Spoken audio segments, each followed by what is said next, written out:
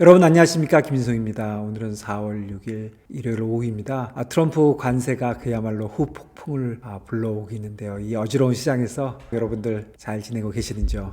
주목해야 할 번화가 무엇인지 한번 생각해 보도록 하겠습니다.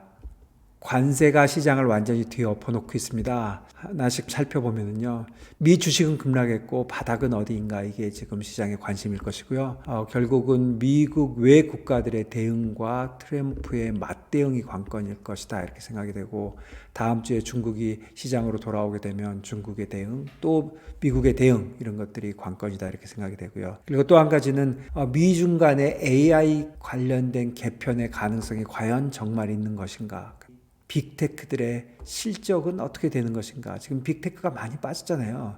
이 와중에 빅테크의 실적이 그러면 이 정도 프라이스는 받쳐주는 것인지, 그런 거를 한번 살펴봐야 될 시점으로 보이고 있습니다.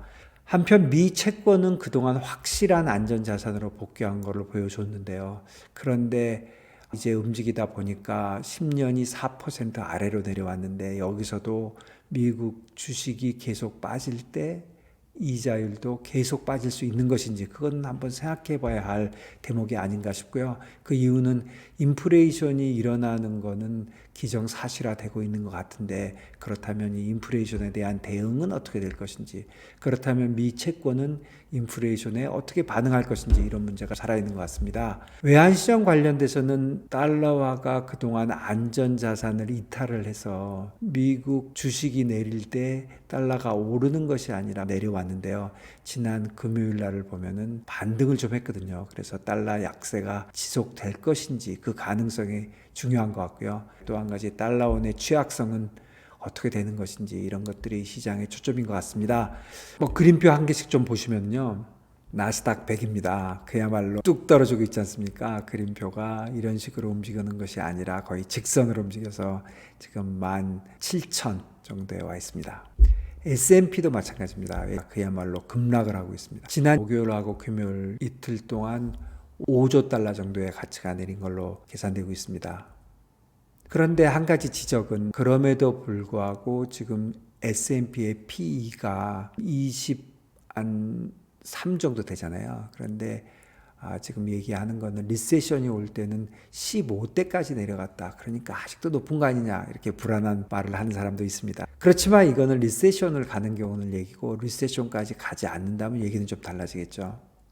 빅스가 점프했습니다. 빅스가 45.3인데요. 빅스가 45라는 거는 진짜 상상할 수 없는 거고요. 매일매일 종가가 3% 정도 움직여야 이 정도 가격인 거거든요. 시장은 그야말로 패닉해 있다, 이렇게 봐야 될 것 같습니다. US 트레저리인데요. 검은색은 10년짜리, 노란색은 2년짜리인데요. 이것도 보시면은 급락을 했죠. 그래서 안전자산으로 돌아왔다. 안전자산으로 돌아왔다는 거는 주식이 내릴 때 채권이 올라가고 있다, 이런 것을 말씀드릴 수도 있고, 또 한 가지 관점은 2년짜리에서 보이듯이 미국 경기가 급격하게 나빠진다면 페드가 이자율 인하를 서두를 수도 있다, 그런 게 반영되고 있습니다. 달러 쪽을 보시면요, 달러 쪽은 미국 주식이 급락할 때 같이 따라 내려왔는데, 지난 금요일 날부터 이 정도 올랐거든요. 그래서 과연 미국 주식과 달러와의 방향이 안전자산을 이탈해서 최근의 현상처럼 미 주식이 내려올 때 계속적으로 달러가 내려올지, 아니면 금요일처럼 반등을 할지, 이런 것이 좀 헷갈린다 하는 생각이 듭니다. 미국이 관세 문제를 계속 일으키고, 그래서 미국의 위상이 떨어지면 달러가 약세화로 될 수도 있지만, 또 어떻게 보면은 달러화는 그야말로 영원한 안전자산이거든요. 그런 면에서 좀 헷갈리는 대목이다, 이렇게 생각이 됩니다. 또 차트적으로 볼 때도 오랜 동안 100에서 107 레인지였잖아요. 그 이후에 110까지 트럼프 효과로 가기는 했지만 다시 역풍을 받고 내려왔고, 그렇다면은 100일 정도에서는 걸려서 테크니컬하게 올라간 것인지, 아니면 여기서 다시 달러화가 안전자산이 되는 것인지, 그 대목이 좀 어려운 대목이다, 이렇게 생각이 됩니다. 달러엔도 비슷하게 움직였고요. 그러다 보니까 달러엔 145 밑으로까지 갔다가 금요일 날 마지막에 147까지 올라가 있습니다. 원달러도 비슷한 움직임으로 움직였는데요. 원달러 1435까지 갔다가 NDF 시장에서 급격하게 올라서 거의 30원이 올라서 끝났거든요. 그래서 과연 NDF 시장에서 이렇게 많이 반영한 이유가, 물론 달러 인덱스가 변했으니까 변한 거는 같은데 글쎄요, 월요일날 시장 열려서 어느 정도까지 가는지 한번 봐야 될 것 같고요. 그리고 1460원, 70원, 80원대에서는 한국은행이 강한 개입이 있을 걸로 예상이 됩니다. 어쨌든 1430원대에는 확실한 매수가 있고, 또 1470원 이상에서는 한국은행이 있으니까 과연 어떻게 될런지 이게 다음 주에 큰 관건인 것 같습니다. 원yen을 한번 보시면은요, 지금 거의 1000을 넘어갔다가 다시 990 정도 있거든요. 그러니까 계속적으로 원화가 취약성을 보이고 있는 거죠. 사실 달러 인덱스하고 지금 달러 이에는 비슷하게 가고 있다고 보면은 원화가 상대적으로 굉장히 약세인 건 맞거든요. 글로벌 달러에 비해서 원화만 유독 약세인 경우, 이게 대표적으로 한국은행이 개입이 나오는 경우거든요. 그래서 일단 한국은행 개입에 기대서 단기적으로는 아래쪽으로 베팅할 수 있는 게 아닌가, 그런 생각이 듭니다. 저는 어떻게 하고 있냐면요, 지금 여러분들 다 마찬가지일 텐데 시장이 워낙 많이 움직였기 때문에 가지고 있는 포지션들은 큰 차이들이 났을 것 같습니다. 저는 우선 주식부터 보면은요, 나스닥인데요, 제가 두 계약 갖고 있는데 첫 번째 계약 가진 거는 지금 12% 정도 손해가 났고요, 두 번째 거는 6% 정도가 나서 평균 9% 정도 손해가 나 있고요. 사실 이 두 번째 거는 금요일 날 산 거거든요. 목요일 날 한 번 내리고 금요일 날 한 번 더 크게 내리길래 이 정도면 한번 반등하지 않을까 하고 단순한 마음에서 샀는데요, 6%가 내렸습니다. 저도 사실 놀랐습니다. 어쨌든 주식이 떨어지는 속도가 만만치 않기 때문에 바닥을 찾는 게 참 쉽지가 않은 대목이다, 이런 생각이 듭니다.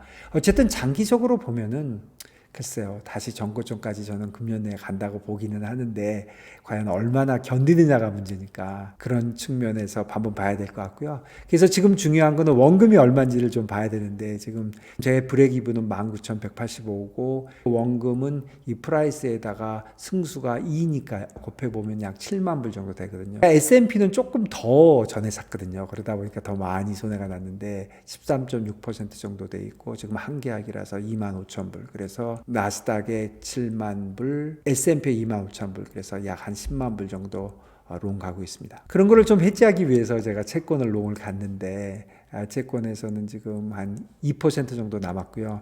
제가 채권의 금액을 지금 달러 쪽에서 한 10만 불 정도 갔고요. 그리고 원화 채권에서 두 계약해서 한 17만 불 정도 갔는데, 원화 쪽에서는 한 1%, 그 다음에 달러 쪽에서는 2% 정도 나서 어느 정도 만회를 했지만, 금요일날 급락을 한 그 6%가 지금 마이너스를 내고 있습니다.